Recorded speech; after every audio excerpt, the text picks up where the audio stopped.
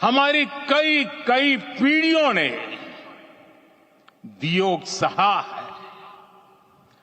भारत के तो संविधान में उसकी पहली प्रति में भगवान राम विराजमान है। संविधान के अस्तित्व में आने के बाद भी दशकों तक प्रभु श्री राम के अस्तित्व को लेकर कानूनी लड़ाई चली। मैं आभार व्यक्त करूंगा भारत की न्यायपालिका का, जिसने न्याय की लाज रख ली।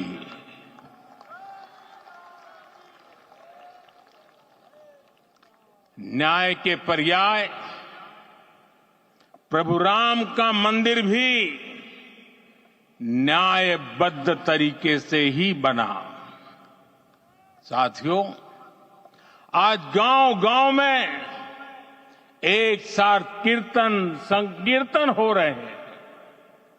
आज मंदिरों में उत्सव हो रहे हैं, स्वच्छता अभियान चलाए जा रहे हैं। पूरा देश आज दीपावली मना रहा है। आज शाम घर घर राम ज्योति प्रज्वलित करने की तैयारी है। कल मैं श्री राम के आशीर्वाद से धनुषकोडी में राम सेतु के आरंभ बिंदु अरिचल मुनाई पर था। जिस घड़ी प्रभु राम समुद्र पार करने निकले थे, वो एक पल था जिसने काल चक्र को बदला था। उस भावमय पल को महसूस करने का मेरा ये विनम्र प्रयास था। वहां पर मैंने पुष्प वंदना की। वहां मेरे भीतर एक विश्वास जगा कि जैसे उस समय काल चक्र बदला था, उसी तरह अब काल चक्र फिर बदलेगा और शुभ दिशा में बढ़ेगा।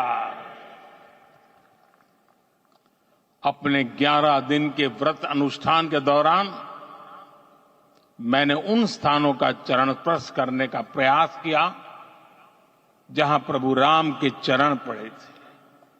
चाहे वो नासिक का पंचवटी धाम हो, केरला का पवित्र त्रिपायर मंदिर हो, आंध्र प्रदेश में लेपाक्षी हो, श्रीरंगम में रंगनाथ स्वामी मंदिर हो, रामेश्वरम में श्री रामनाथ स्वामी मंदिर हो, या फिर धनुषकोडी।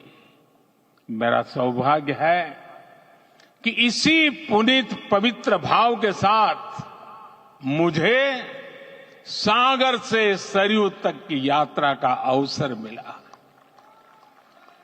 सागर से सरयू तक हर जगह राम नाम का वही उत्सव भाव छाया हुआ है।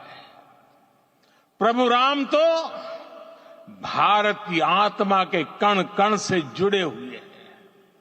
राम भारतवासियों के अंतर मन में विराजे हुए हैं। हम भारत में कहीं भी किसी की अंतरात्मा को छुएंगे तो इस एकत्व की अनुभूति होगी, और यही भाव सब जगह मिलेगा। इससे उत्कृष्ट, इससे अधिक देश को समायोजित करने वाला सूत्र और क्या हो सकता है। मेरे प्यारे देशवासियों, मुझे देश के कोने कोने में अलग अलग भाषाओं में रामायण सुनने का अवसर मिला है, लेकिन विशेषकर पिछले 11 दिनों में रामायण अलग अलग भाषा में अलग राज्यों से मुझे विशेष रूप से सुनने का मौका मिला। राम को परिभाषित करते हुए ऋषियों ने कहा है, रमन्ते यस्मिन् इति रामः, अर्थात जिसमें रम जाए वही राम है। राम लोक की स्मृतियों में, पर्वत से लेकर परंपराओं में सर्वत्र समाये हुए हैं। हर युग में लोगों ने राम को जिया है। हर युग में लोगों ने अपने अपने शब्दों में अपनी अपनी तरह से राम को अभिव्यक्त किया है और ये राम रस जीवन प्रवाह की तरह निरंतर बहता रहता है। प्राचीन काल से भारत के हर कोने के लोग राम रस का आचमन करते रहे हैं। राम कथा असीम है और रामायण भी अनंत है। राम के आदर्श, राम के मूल्य, राम की शिक्षाएं सब जगह एक समान है। प्रिय देशवासियों, आज इस ऐतिहासिक समय में देश उन व्यक्तित्वों को भी याद कर रहा है जिनके कार्य और समर्पण की वजह से आज हम ये शुभ दिन देख रहे हैं। राम के इस काम में कितने ही लोगों ने त्याग और तपस्या की पराकाष्ठा करके दिखाई है। उन अनगिनत राम भक्तों के, उन अनगिनत कार सेवकों के और उन अनगिनत संत महात्माओं के हम सब ऋणी हैं।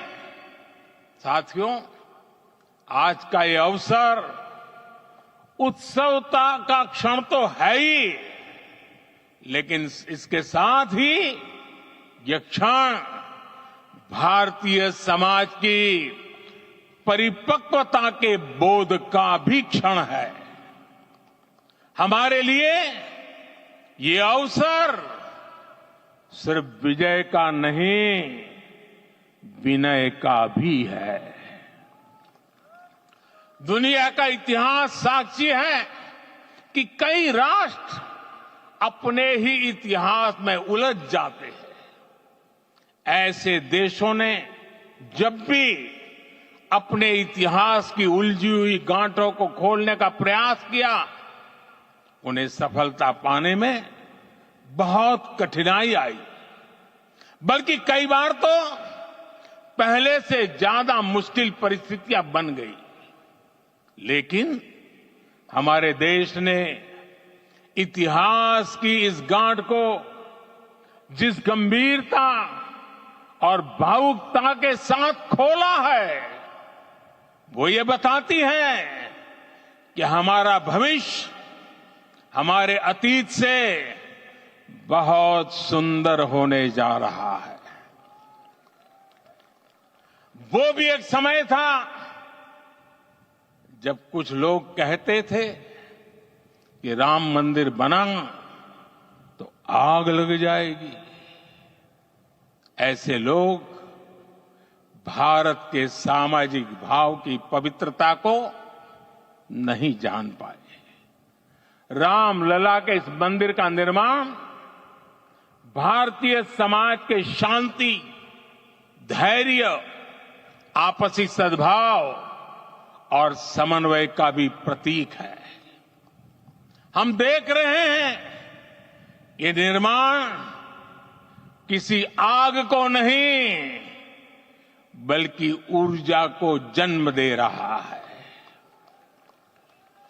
राम मंदिर समाज के हर वर्ग को एक उज्जवल भविष्य के पथ पर बढ़ने की प्रेरणा लेकर आया है। मैं आज उन लोगों से आह्वान करूंगा, आइए आप महसूस कीजिए, अपनी सोच पर पुनर्विचार कीजिए। राम आग नहीं है, राम ऊर्जा है। राम विवाद नहीं, राम समाधान है। राम सिर्फ हमारे नहीं है, राम तो सबके हैं। राम वर्तमान नहीं, सिर्फ वर्तमान ही नहीं, राम अनंत काल है। साथियों, आज जिस तरह राम मंदिर प्राण प्रतिष्ठा के इस आयोजन से पूरा विश्व जुड़ा हुआ है, उसमें राम की सर्वव्यापकता के दर्शन हो रहे हैं। जैसा उत्सव भारत में है, वैसा ही अनेक देशों में है। आज अयोध्या का यह उत्सव रामायण की उन वैश्विक परंपराओं का भी उत्सव बना है। रामलला की ये प्रतिष्ठा वसुधैव कुटुंबकम के विचार की भी प्रतिष्ठा है। साथियों, आज अयोध्या में केवल श्री राम के विग्रह रूप की प्राण प्रतिष्ठा नहीं हुई है, ये श्री राम के रूप में साक्षात भारतीय संस्कृति के प्रति अटूट विश्वास की भी प्राण प्रतिष्ठा है। ये साक्षात मानवीय मूल्यों और सर्वोच्च आदर्शों की भी प्राण प्रतिष्ठा है। इन मूल्यों की, इन आदर्शों की आवश्यकता आज संपूर्ण विश्व को है। सर्वे भवन्तु सुखिनः, ये संकल्प हम सदियों से दोहराते आए हैं। आज उसी संकल्प को राम मंदिर के रूप में साक्षात आकार मिला है। ये मंदिर मात्र एक देव मंदिर नहीं है, ये भारत की दृष्टि का, भारत के दर्शन का, भारत के दिग्दर्शन का मंदिर है। ये राम के रूप में राष्ट्र चेतना का मंदिर है। राम भारत की आस्था है, राम भारत का आधार है, राम भारत का विचार है, राम भारत का विधान है, राम भारत की चेतना है, राम भारत का चिंतन है, राम भारत की प्रतिष्ठा है, राम भारत का प्रताप है, राम प्रवाह है, राम प्रभाव है, राम नेति भी है, राम नीति भी है, राम नित्यता भी है, राम निरंतरता भी है, राम विभु है, विशद है, राम व्यापक है, विश्व है, विश्वात्मा है। और इसलिए जब राम की प्रतिष्ठा होती है तो उसका प्रभाव वर्षों या शताब्दियों तक ही नहीं होता, उसका प्रभाव हजारों वर्षों के लिए होता है। महर्षि वाल्मीकि ने कहा है, राज्यम 10 सहस्त्राणि प्राप्य वर्षाणि राघव, अर्थात राम 10,000 वर्षों के लिए राज्य पर प्रतिष्ठित हुए, यानी हजारों वर्षों के लिए राम राज्य स्थापित हुआ। जब त्रेता में राम आए थे तब हजारों वर्षों के लिए राम राज्य की स्थापना हुई थी। हजारों वर्षों तक राम विश्व पथ प्रदर्शन करते रहे थे। और इसलिए मेरे प्यारे देशवासियों, आज अयोध्या भूमि हम सभी से, प्रत्येक राम भक्त से, प्रत्येक भारतीय से कुछ सवाल कर रही है। श्री राम का भव्य मंदिर तो बन गया, अब आगे क्या? सदियों का इंतजार तो खत्म हो गया, अब आगे क्या? आज के इस अवसर पर जो दैवीय आत्माएं हमें आशीर्वाद देने के लिए उपस्थित हुई हैं, हमें देख रही हैं, उन्हें क्या हम ऐसे ही विदा करेंगे? नहीं, कदापि नहीं। आज मैं पूरे पवित्र मन से महसूस कर रहा हूं कि काल चक्र बदल रहा है। ये सुखद संयोग है कि हमारी पीढ़ी को एक कालजयी पथ के शिल्पकार के रूप में चुना गया है। 1000 वर्ष बाद की पीढ़ी राष्ट्र निर्माण के हमारे आज के कार्यों को याद करेगी। इसलिए मैं कहता हूं, यही समय है, सही समय है। हमें आज से इस पवित्र समय से अगले 1000 साल के भारत की नींव रखनी है। मंदिर निर्माण से आगे बढ़कर अब हमें सभी देशवासी यही इस पल से समर्थ, सक्षम, भव्य, दिव्य भारत के निर्माण की सौगंध लेते हैं।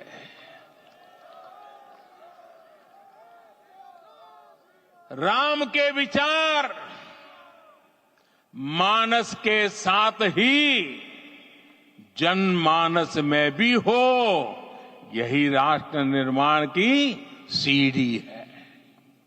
साथियों, आज के युग की मांग है कि हमें अपने अंतःकरण को विस्तार देना होगा।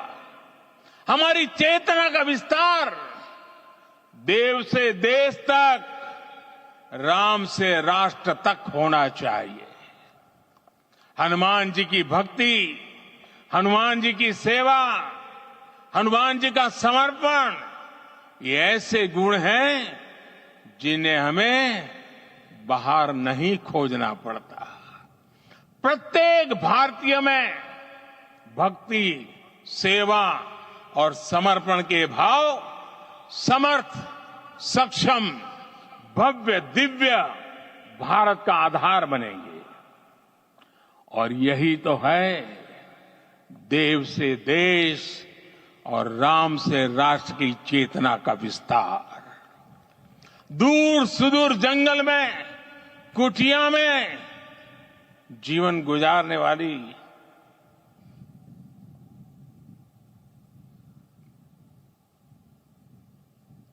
मेरी आदिवासी मां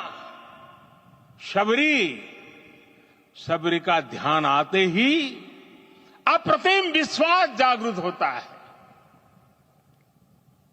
मां शबरी तो कब से कहती थी, राम आएंगे।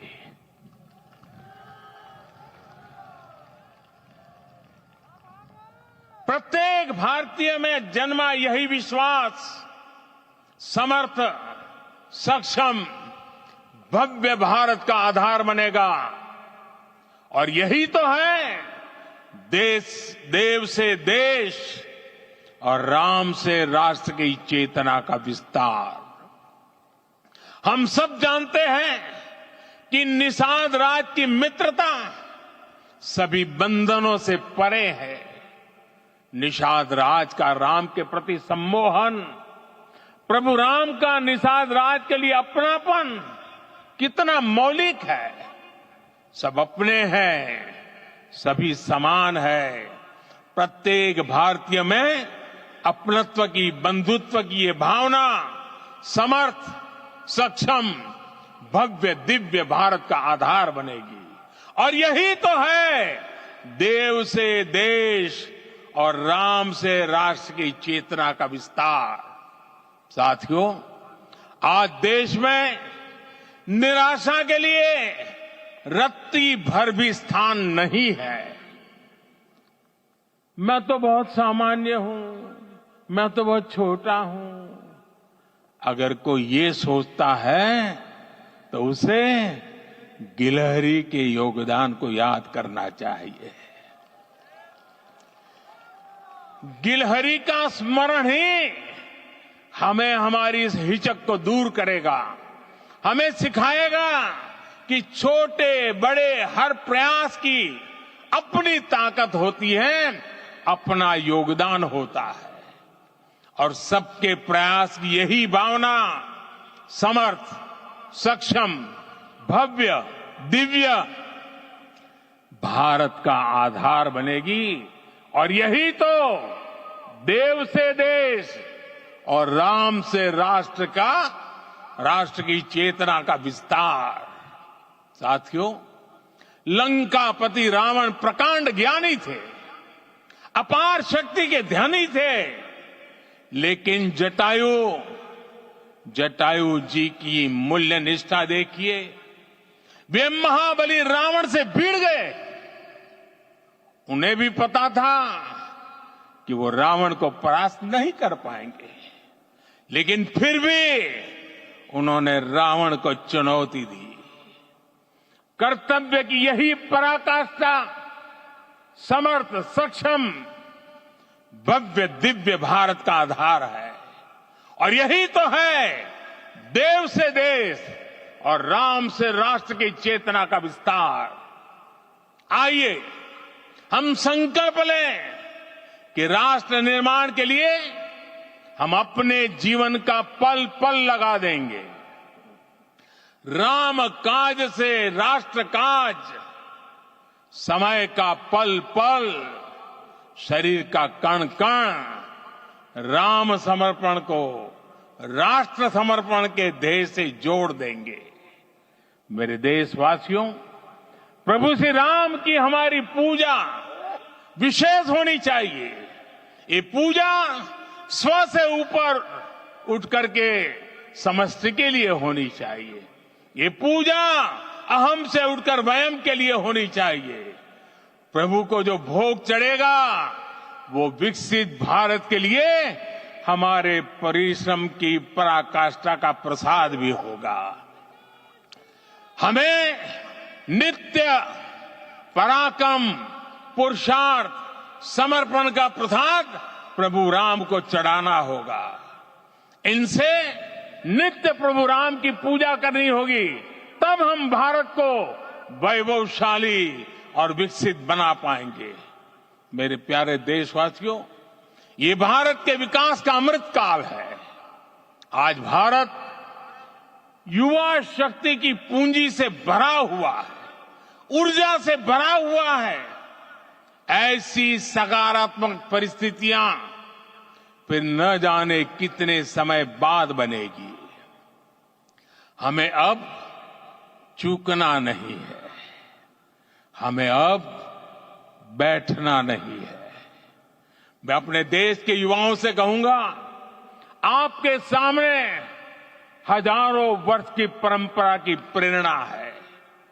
आप भारत की उस पीढ़ी का प्रतिनिधित्व करते हैं जो चांद पर तिरंगा लहरा रही है। वो 15 लाख किलोमीटर की यात्रा करके सूर्य के पास जाकर मिशन आदित्य को सफल बना रही है। जो आसमान में तेजस और सागर में विक्रांत का परचम लहरा रही है। अपनी विरासत पर गर्व करते हुए आपको भारत का नव प्रभात लिखना है।